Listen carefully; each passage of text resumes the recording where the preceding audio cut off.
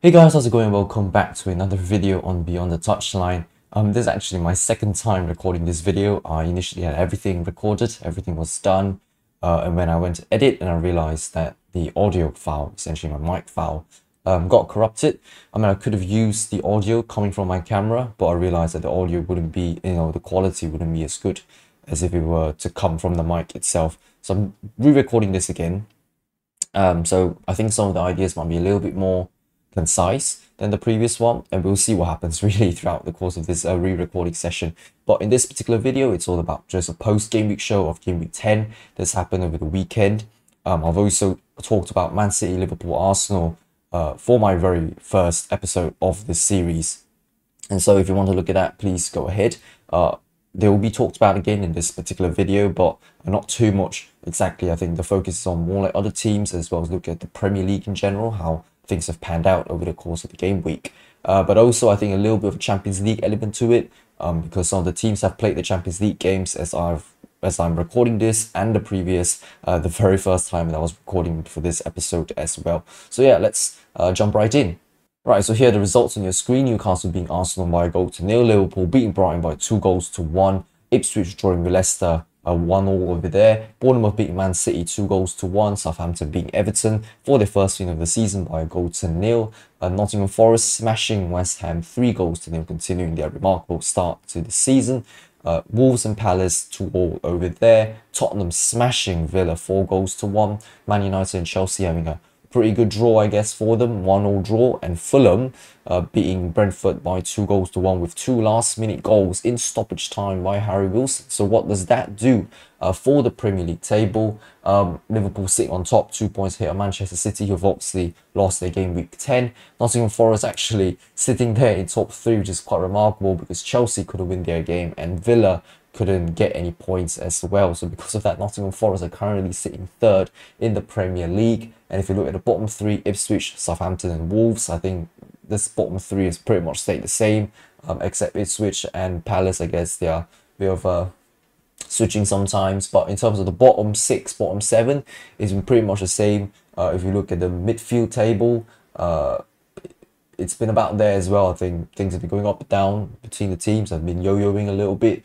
and it's the same pretty much with the top few, really. Liverpool, City taking turns to take the summit of the table. Now, if we're going to have a look at the statistics of the Premier League so far, Erling Haaland obviously still scoring the most goals in the Premier League with 11 goals, followed by Mbeumo and Wood with joint 8.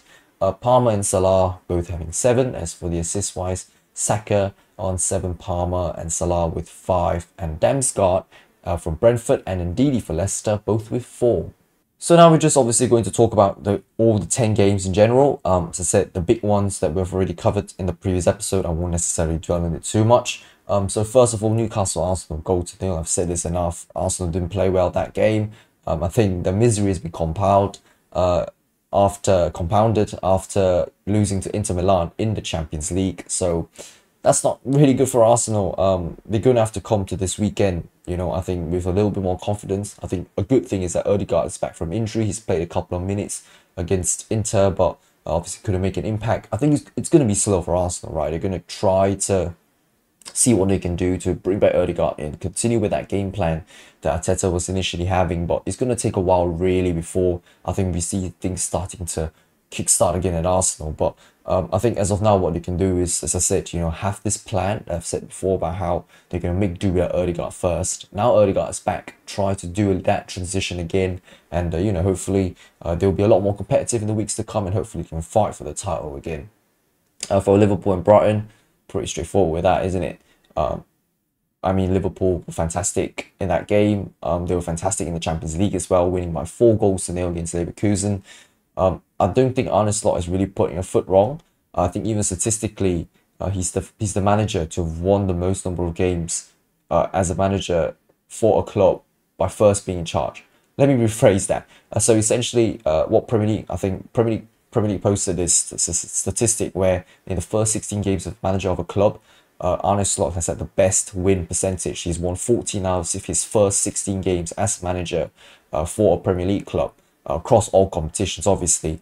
I think the next closest one was Jose Mourinho with 13 out of 16 with Chelsea in one of his tenures. But I think it's still a really good starts for Arne Slot. He's not only taken Klopp's team, not only inherited Klopp's team and performed, he's done more than that, really. He's been putting a lot more consistent performances, and he's doing exceptionally well with the squad. They look like they're on fire. If Gakpo doesn't score, we've probably got Salah's probably going to score. If Salah doesn't score, we're probably going to have someone else is going to score. It looks really healthy in the team.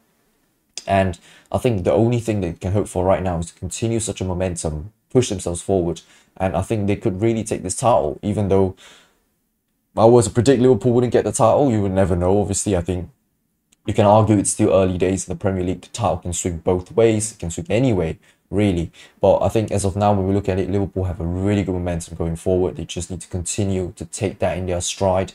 And, hopefully they will do well. I mean, against Villa this weekend, I think it should be a challenge, despite Villa losing 3 games in a row already across all competitions. But I still think Villa can be dangerous. It's just a matter of whether or not they're going to turn up the notch this weekend against Liverpool or not. Ipswich and Leicester, a draw. Calvin Phillips with a red card. I think I mentioned this in the previous video. It's not really looking good for Ipswich here. Still finding the first win. But ultimately, I felt like this is a missed opportunity for Ipswich. I don't think Ipswich have been performing badly throughout the course of this season so far. I think they've been a little bit unlucky, but at the same time, lack of clinical finishing, not necessarily taking those chances when they come by. I think that has cost Ipswich a little bit here and there. In terms of Leicester, I think under Steve Cooper, it's not the end of the world, really. Again, setting expectation, right? When you're trying to just survive the Premier League in the first season back, not trying to win the Premier League title like how they did a couple of years ago. I think they're on track for that. Obviously, consistency is not 100% there, but at least in my opinion, they're starting to get there. I think it would be okay in the long run. I'm sure Leicester should be okay. Might be a little bit scary along the way, but I think in general they should be okay to survive in the Premier League as long as they continue to perform like how they've been doing so far this season. I think it's an okay sort of performance, not stellar, but I think it's good enough for them to at least stay in the Premier League, figure out what they can do to improve themselves next year, whether it be signings or whether it be internally, improving the plays that they've got. But yeah, I think for these two sides, I think Ipswich obviously stand a higher chance of getting relegated, in my opinion. In fact, I feel Ipswich are doing like a little bit like a Luton, where a lot of passion, right? A lot of aggression moving forward, but fortunately the results just don't click. And I think sometimes it's unfortunate when you've got the quality difference and there's nothing much you can really do there except to just keep on trying. But I do hope Ipswich put on a very good fighting spirit. I think that was what nearly made Luton survive, just continue to fight week in, week out. I think if Ipswich put in this sort of similar mentality, who knows, they might just be able to stay in the Premier League, and good on them really if they do that, and they can bring at least another season, put themselves another season in the Premier League. I mean, it's been ages since they've been back in the top flight, so I can see why they want to take this opportunity really, really seriously. As for Bournemouth and Man City, I don't think to say anymore. I've said enough, really. Disappointing games. Followed that up with a 4-1 loss to Sporting in the Champions League by the champions. The English champions. Something needs to change. I mean, De Bruyne's back. He played a couple of minutes against Sporting, but in that game, Haaland missed a penalty. City were playing rather terribly, or rather played the same thing, but Sporting was just too good. They were too lethal in their attack to give away 2 penalties like that. I think it's poor. Gyökeres with a hat-trick, Haaland scoring none, missing a penalty, as I've said. It's not looking good, obviously. I mean, for Amorim as well, to smash Pep in that manner, and then to face him again as a Manchester United manager in December for the derby, I think I'll be pretty excited for what's to come for that. But this is dangerous territory for Man City. Lost 3 games in a row. It's the 3rd time Pep has done this at the club.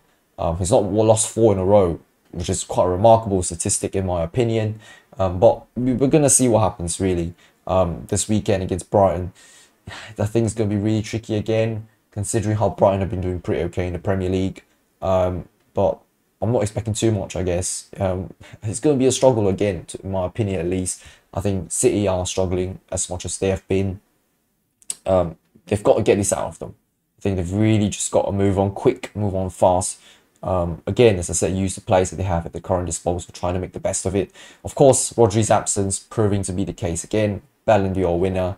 I don't really want to talk about his, whether or not Vinicius is enough to win it or not. But I think based on what we're seeing, I still feel that the impact that Rodri has on the team is exceptional, isn't it? when Rodri's not in the team and now he's out for the rest of the season, for the club to endure a season without Rodri, you can really see the difference between this season and the last season when Rodri was still in it most of the time.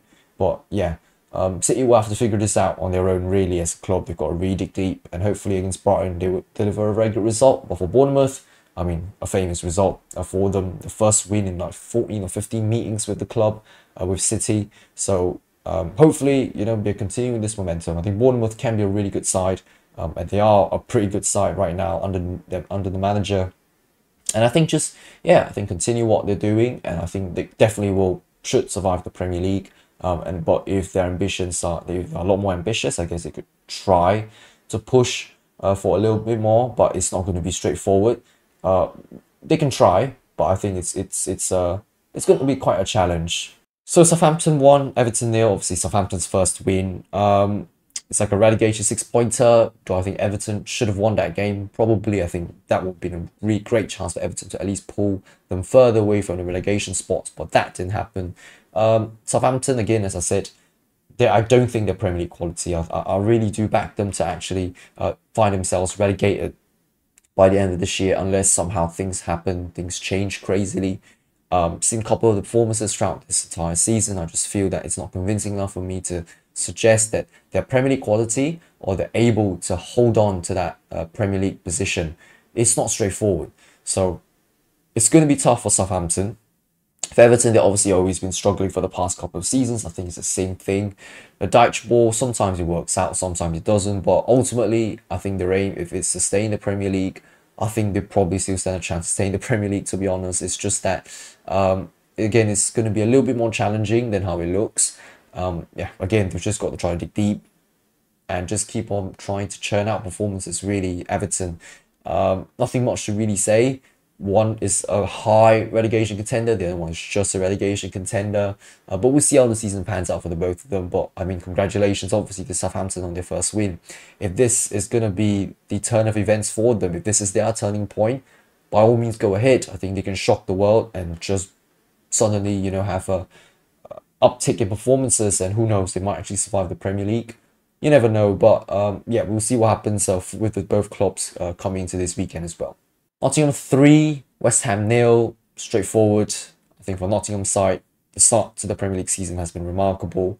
But I think what I would like to caution Nottingham is that they should take West Ham and Brighton as really good examples. Brighton had qualified for Europe 2 seasons ago with De Zerbi, and then the season after that, which was just last season, they didn't do so well in Europe. They had to meddle with all the fixture congestions, etc., etc., and ultimately they finished 11th in the Premier League last year, and De Zerbi left the club.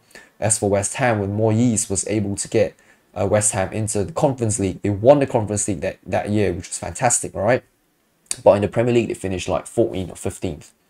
Next season, when they win the Europa League because of their Conference League trophy, they didn't do well in the Premier League again, and I think that was Moyes' last season as well. So I think one thing for Nottingham Forest to take away is, first of all, I think they need to ensure that they're not relegated this year, considering the fact that they were close to being relegated last year. Yes, they are a flying start right now, but it's arguably early days in the Premier League. You still got 28 games to go. Now, if you look at what they've been scoring right now, 19 points in 10 games, if they replicate this form results for the next 10 games, they'll be on 38 points in 20 games. And from there, they just need like 2 points, because 40-point mark is like a really safe mark to achieve in the Premier League, to guarantee safety in the Premier League at least. Obviously, the number is always a lot lower, but 40 is like a great number, really. And if the earlier they can hit that, then they can play the rest of like maybe the last 15 games without pressure on the pitch. Then they can choose to be more ambitious. If they look like they're in a position to fight for Europe, go ahead. If they're in a position to fight for a higher position, go ahead. But I think as for now, I think they should set their expectations to the extent of what they're going to try to do is just avoid relegation as it is, secure another year in the Premier League, and then from there they can fight for anything they want to fight. When the pressure's off their shoulders, they could actually perform better. But at the same time, Nuno will need to be prepared when the club's not performing very well, as in when the stumble starts to happen for them. Nuno needs to learn to react to that, because we've seen clubs, you know, at the start they were really up there, close to the top of the table in fact, and then once they start to stumble, the stumbling really happens. So I think it's something that they need to look into it properly as a club and they will really need to dig deep as well when such things happen. But otherwise, fantastic from Nottingham Forest, really a flying start to the season. I do hope this momentum continues, obviously, but you know, we've also got to prepare for the worst. As for West Ham, Lopetegui, I'm not exactly too sure what he's still trying to experiment with the club. It's been a very disappointing start, I think, to his time in the club. I'm not convinced by what I'm seeing at West Ham at the moment. But I think he still deserves a little bit more time to see how he's going to get the plays in. How is he going to try to make sure, make these plays, I guess, stick or be familiar with his playing style. But as of now, I don't think the club's in a very good spot here. But they've got to keep trying. I think that's the only thing they can do. Wolves 2, Palace 2. Palace 1-0 up. Wolves drew it back, got it 2-1 in fact, and Palace took it back again to 2-2. So a bit of a scrap again in that game. Both teams are underperforming massively this season. Glasner, last 5 games of the previous Premier League season, you know, they had 5 wins. 5 wins to wrap up the season, and actually initially I was thinking that they could bring in that performance into the season this year, but doesn't look like it. And then Wolves underperforming, 10 games winless. It's difficult, I think, for both clubs, but I would like to first talk about Wolves, right, where I don't think O'Neill deserves a sack right now as it is. I think we can still give him a couple more games. He's done exceptionally well last season considering the squad that he had. And this season he's lost even more players. Losing Pedro Neto, losing Max Kilman. These are key players to his squad last year to at least help Wolves to stay where they are. And Hwang Hee-chan is still injured right now. So it's a huge loss ultimately on all fronts for O'Neill. And I think because of that, you know, without the right amount of replacements coming into the club, it's going to be very difficult. But I think it's showing because last year when they were facing such a problem, they somehow managed to do really well. In fact, I think they defied all odds. I think many people were predicted them to actually be relegated last year. But this year, it looks like it might happen. So things need to change, obviously, at the club. But it's not like they're doing terribly. It's just because of the just lack of what they've got, really. And it's just showing, like, the reality is finally kicking in the club where you don't have the players. It's going to be very difficult to survive in the Premier League. You need that quality to come in for you. And yeah, but I just don't think O'Neill deserves a sack. I think he deserves to continue, but I'd say still give him like maybe another 2 months or so. I think at least till the end of the year. If things are not becoming positive, then I can probably start to understand why Wolves will unfortunately need to make that change managerial wise. But for Palace, need to try. They really need to change their fortunes around. But evidently, the loss of Elise, quite clearly, it shows. And it's unfortunate, but they've got to make do with that again. I mean, a lot of the teams this year are losing a lot of their key players, either through injury or through permanent sales. And I think that has obviously changed the landscape of the Premier League this year. But things need to change at Palace. Glasner obviously needs to try to find ways to make this club perform a lot more consistent. As I said, you know, we're always looking at the last 5 wins that you had at the end of the league last year, wondering where has that form gone now.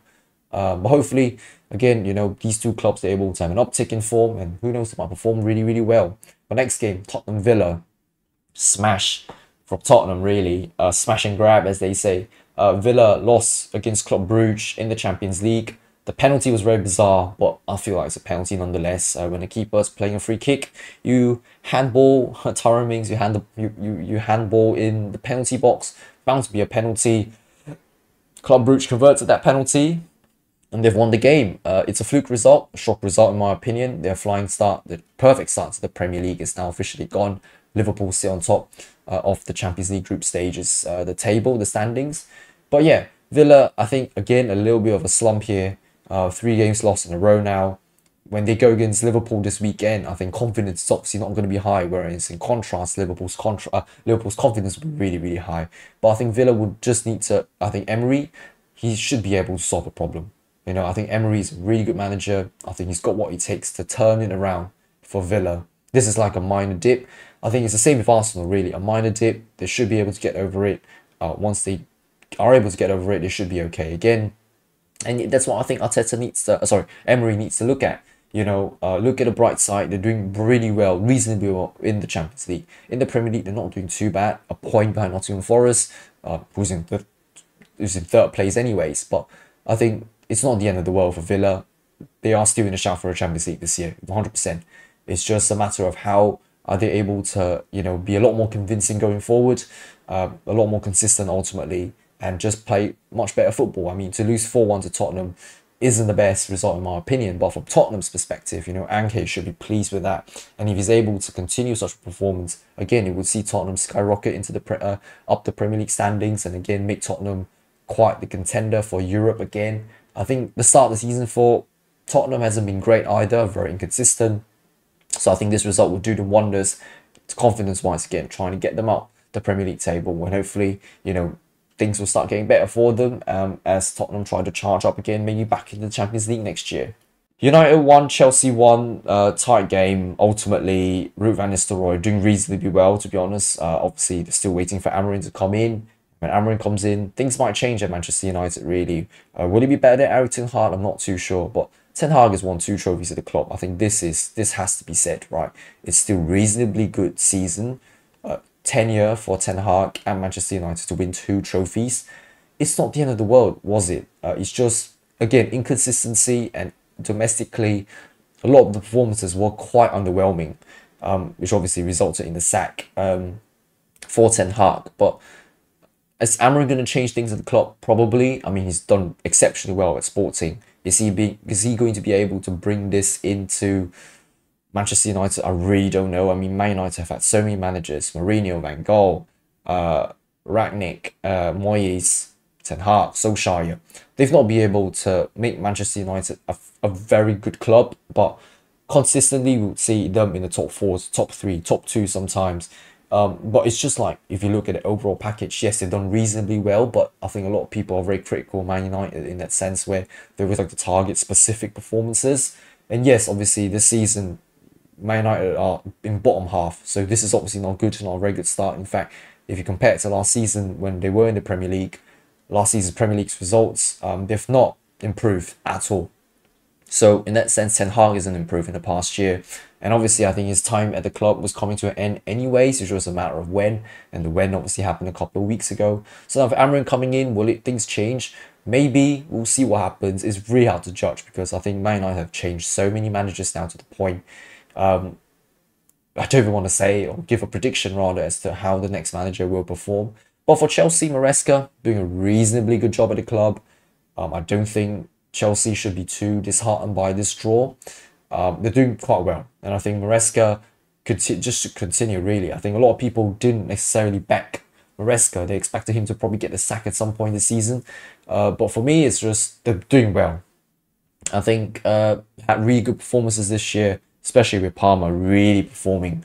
Hopefully, again, for them, they're able to perform, might even finish in the Champions League this year, but it's been a reasonably good season for Chelsea so far. Not like flying, but reasonably good. It's like when Pochettino was struggling a little bit last year, right, with Chelsea, but he still managed to turn the club around and still get him to a really good position. So I think it would be the same with Maresca, but it's just that I think he's had a better start, and what he just needs to do is take that as a foundation, continue that better start moving forward, and hopefully Chelsea will be fine. And of course, Fulham-Brentford, I watched that game, and boy, do I not regret watching the last 10 minutes of that game. Harry Wilson coming on in the 82nd minute and proceeds to win the game for Fulham. 2 stoppage time goals. The first goal is a wonder goal, but I feel that that goal was sort of meant to put the ball in the box, and hopefully a Fulham attacker would be there to parry it into the goal, to glide into the goal of some kind. But yeah, that goal was beautiful, wasn't it? I'm quite sure it was unintentional, but it's still a beautiful goal nonetheless. But the second goal was a fantastic header from Harry Wilson. That is a worthy winning goal, winning worthy sort of goal right there and then. Brilliant from Harry Wilson. Nothing more I can really say about that. They really continued to fight Fulham. I think Brentford, when they went to the 90th minute, they were probably thinking it's in the back, question mark, despite being quite a tight 1-0 lead. But to win the game, Fulham, fighting spirit is up there. Confidence should be high coming into the game, to the game this weekend. But yeah, It was a crazy game, a crazy ending to the game. I'm just so happy I watched that. That's exactly what football can be about. All these last minute gasps, winners, you know, the last couple of minutes when action is in. Ultimately, I think the lesson learned from this game is that until the final whistle is blown, the game's never over. You can still continue to fight and just never give up, essentially, and that's what Fulham did. But managerial genius, obviously, for Marco Silva, to let Harry Wilson come in the 82nd minute and suddenly he just decided to perform. Yeah, so that was pretty remarkable. But Brentford, don't get me wrong, I think it's a pretty good performance with Brentford. But ultimately, sometimes in football, this happens. Flashback to when Wolves and City had their encounter. Wolves played extremely well, but ultimately lost to a header of John Stones in the 95th minute. So again, it can happen. But that's it for this one, really, guys. Thank you very much for watching. Second round recording. I really do hope the mic file doesn't get corrupted this time around. But that will be it for today. Thank you very much for watching. Please do like, share, and subscribe. And I'll see you guys next time for the next video. Until then, goodbye.